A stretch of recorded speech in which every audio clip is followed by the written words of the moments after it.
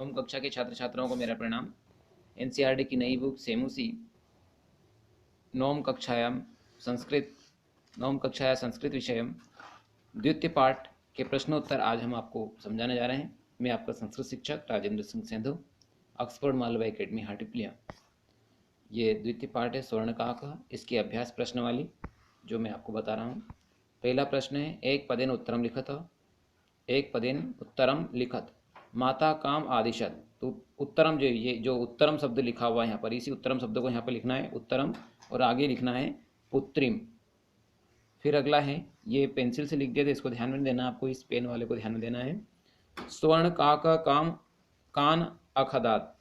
तो स्वर्ण का कह कान अखदात, तो इसका एक पदेन उत्तर होगा तंडुलान, उत्तरम तंडुलान। चावलों को प्रसाद की दृश्य वर्तते, तो स्वर्णमय, उत्तर क्या हो जाएगा स्वर्णमय। ग्रहमागत्य तया का समुद्घाटिता, ग्रह आकर उसके द्वारा क्या खोली गई, तो मंजूषा ने पेटी। लोभाविष्ट बालिका की दृश्य मंजूषा नयति, लोभ से आकर्षित जो बालिका थी वो कैसी पेटी लाती हैं, तो वो बृहत्तमा मंजूषाम।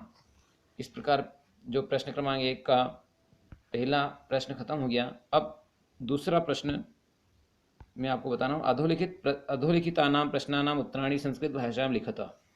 पहला क्वेश्चन है, निर्धनायाः वृद्धायाः दुहिता कीदृशा आसीत्। निर्धन वृद्धा की पुत्री कैसी थी, तो विनम्रा मनोहरा च। ये कीदृश शब्द है, इस शब्द की जगह आपको लिखना है विनम्रा मनोहरा च, उत्तर हो जाएगा पूरा।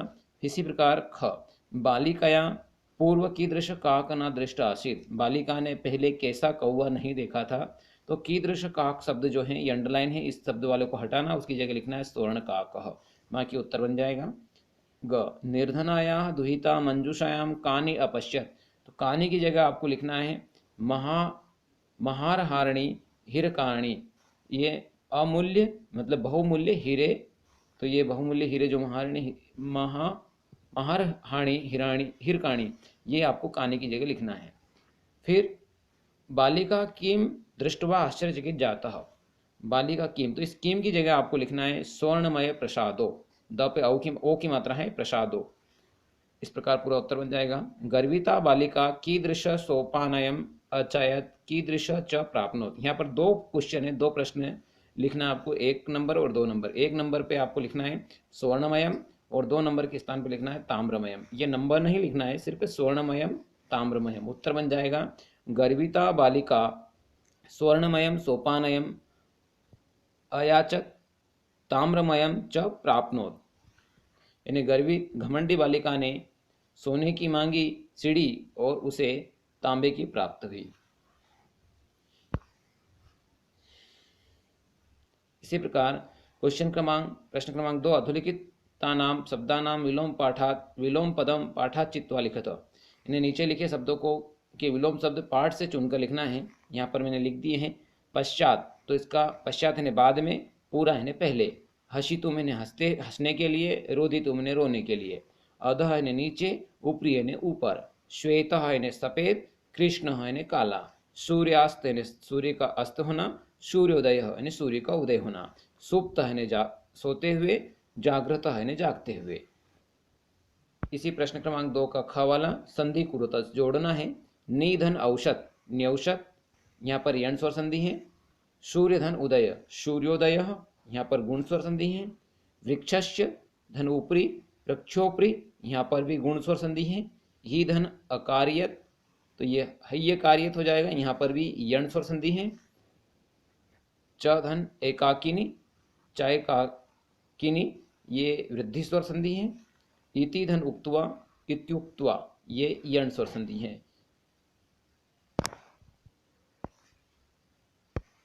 संधि का कुछ जो प्रश्न है। अगला क्वेश्चन, प्रतिधन औदत प्रत्यौदत। प्रधन उक्तम प्रोक्तम, ये प्रतिधन औदत, यहाँ पर जो संधि है ये यण स्वर संधि है। प्रतिधन उक्तम प्रोक्तम, ये गुण स्वर संधि है। अत्र धन एव अत्रेव, ये वृद्धि स्वर संधि है। तत्र धन उपस्थिता तत्रोपस्थिता, ये गुण स्वर संधि है। यथा धन इच्छा यथेक्षम, ये गुण स्वर संधि हैं। इस प्रकार संधि जोड़ने वाला जो प्रश्न है यहाँ पर समाप्त होता है। हाँ, अब मैं आपको प्रश्न क्रमांक 3 स्थूल पदानि अधिकृत्य प्रश्न निर्माण कुरुतः, ये नीचे दिए गए इन प्रश्नों को आधार मान करके आपको प्रश्न निर्माण बनाना है। क्या बनाना है? प्रश्न निर्माण करना है। तो ये उत्तर हैं। ग्रामे निर्धना स्त्री औषध, गांव में गरीब स्त्री रहती थी। तो कैसी स्त्री रहती थी?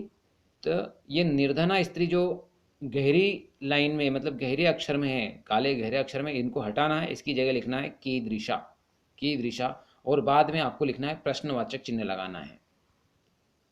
प्रश्नवाचक चिन्ह लगाना है। स्वर्ण काकम निवारयंती बालिका प्रार्थयत, इन्हें स्वर्ण काकम, तो स्वर्ण काकम शब्द को हटाना है। इसकी जगह आपको लिखना है कम, कम निवार्यति बालिका प्रार्थयत।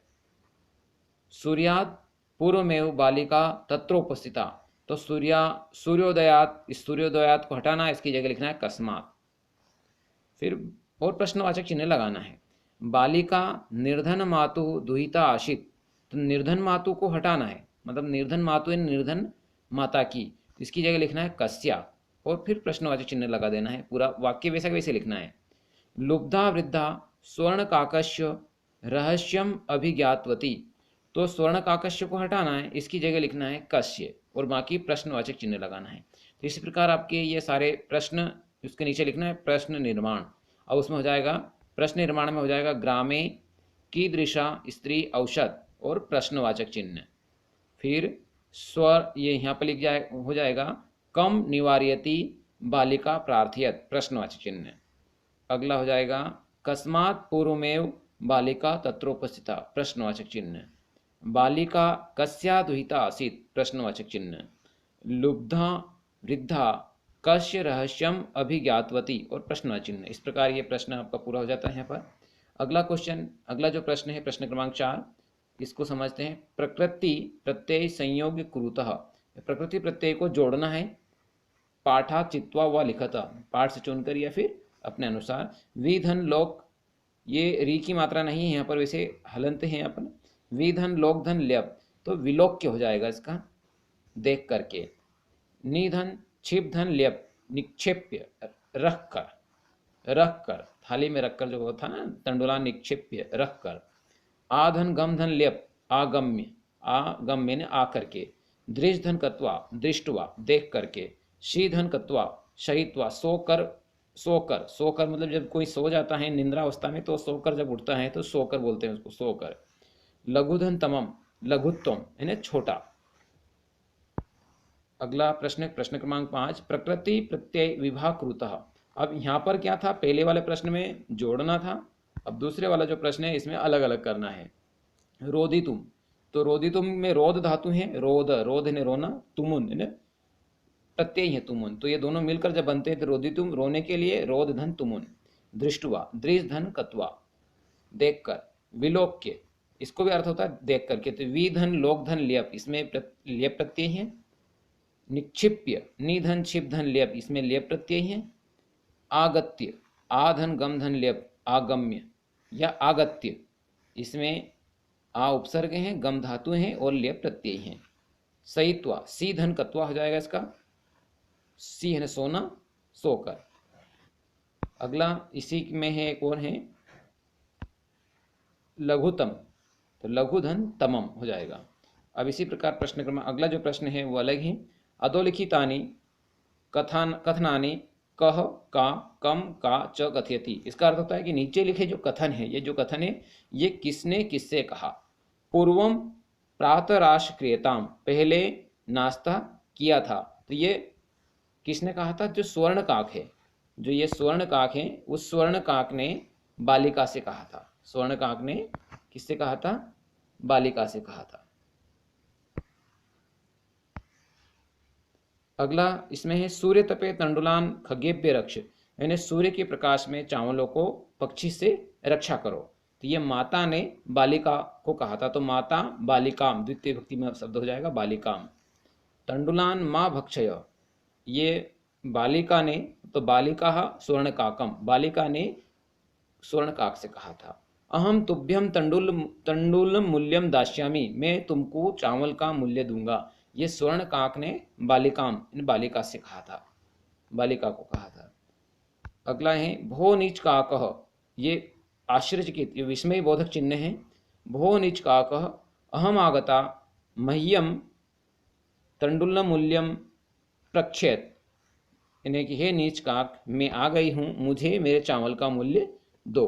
तो ये लुब्धया पुत्री, लोभी की पुत्री ने, किसने? लोभी की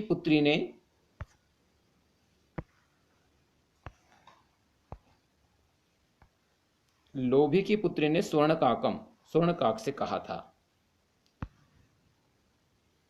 अगला प्रश्न क्रमांक जो 7 है, 7 है, उदाहरणम अनुसृत्य कोष्टकगतेषु पदेषु पंचमी विभक्ति प्रयोगम कृत्वा रिक्तस्थानानि पूरयति।